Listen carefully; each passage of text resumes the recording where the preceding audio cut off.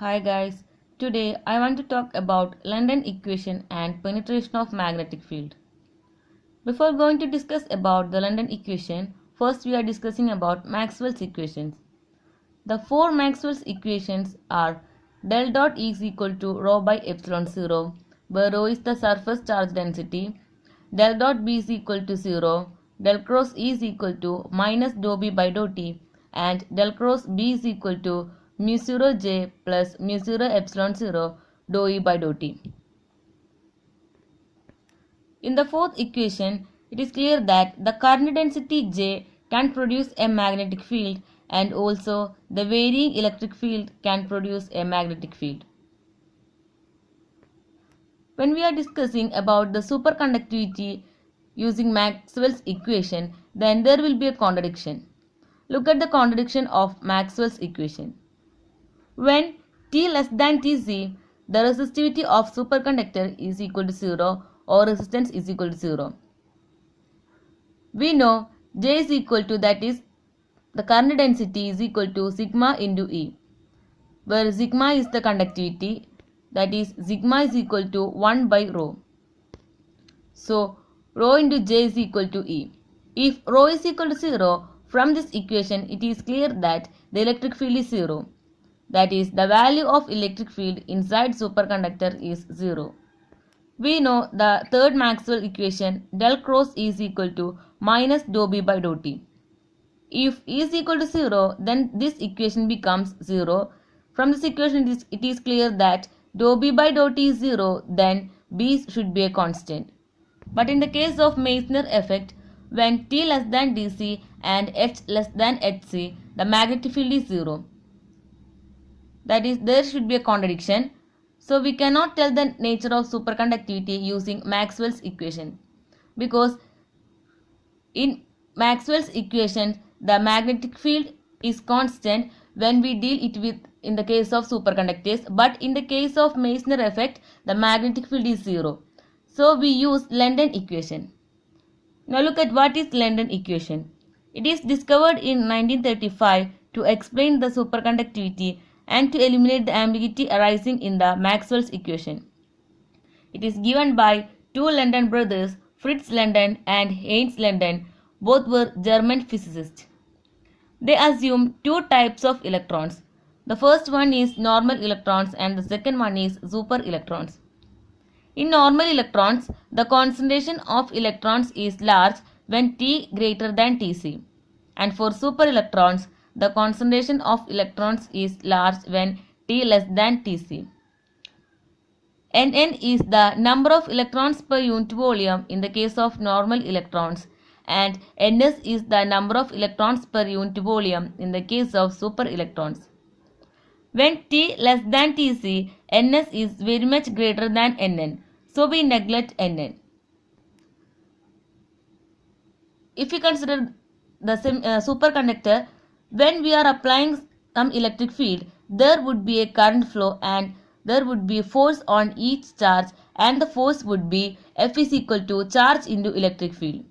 We know F is equal to Ma, so Ma is equal to E into electric field, that is M into dV by dt is equal to charge into electric field, where V is the drift velocity of super electrons. The current flow I is equal to ANE into Vd, where A is the area of the conductor, N is the concentration of electrons and Vd is the drift velocity. The current density, current per unit area is J is equal to NE into Vd. For super electrons, J is equal to NSE into Vd. On taking the derivative with respect to time, then we get d by dt of Js is equal to, here Ns and E are constants, so we take it outside. So Nse into d by dt of Vd. We simply take Vd as V, so we get Nse into d by dt of V. From equation 1, dV by dt is equal to E into electric field divided by M. So substitute the value for dV by dt here. Then we get d by dt of Js is equal to Nse square by M into E. This is the London first equation.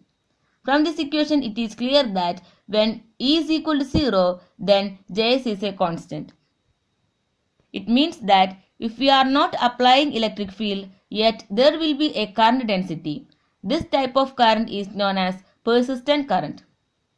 Now look at what is second London equation. On taking the curl of the first equation on both sides, we get del cross d by dt of Js is equal to ns e square by m del cross E.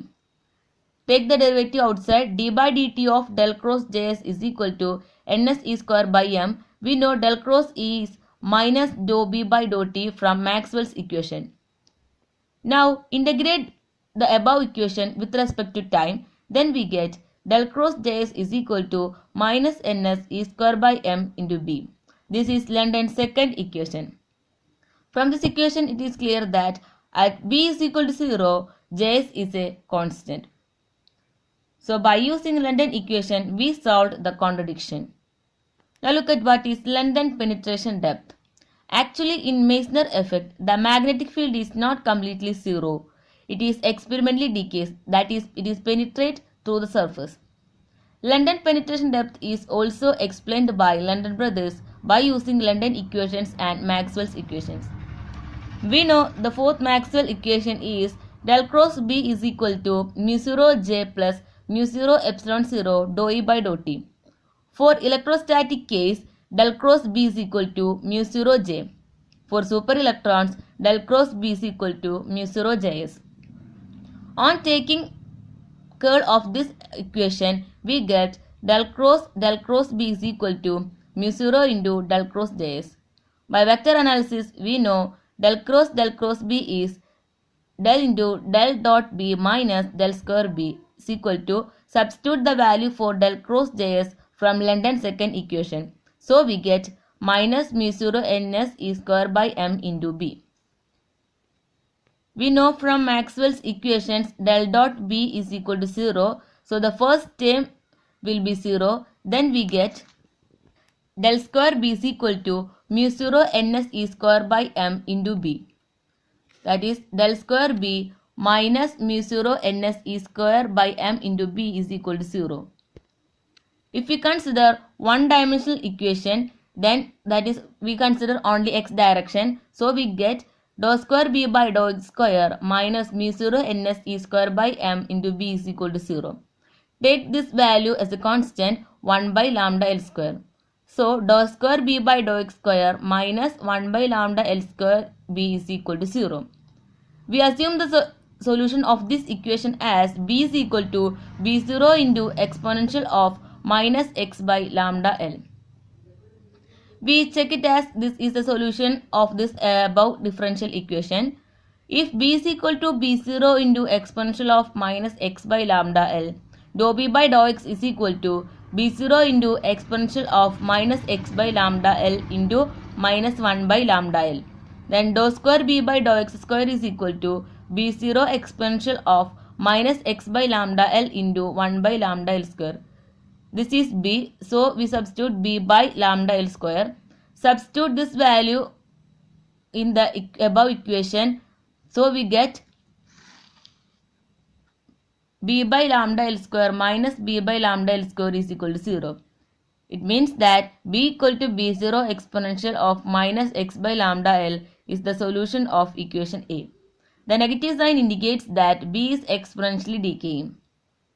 If we draw a graph between the penetration depth and the magnetic field, then we get like this. That is, it is exponentially decaying, where the value of b becomes b0 by E. Then that value of x is known as the penetration depth. That is, for x equal to lambda L, only when b is equal to b0 by E. Lambda, that is, the penetration depth has the dimension of length. We know 1 by lambda L square is equal to mu 0 ns e square by m. Then lambda L is equal to root of m by mu 0 ns e square. That is the London penetration depth.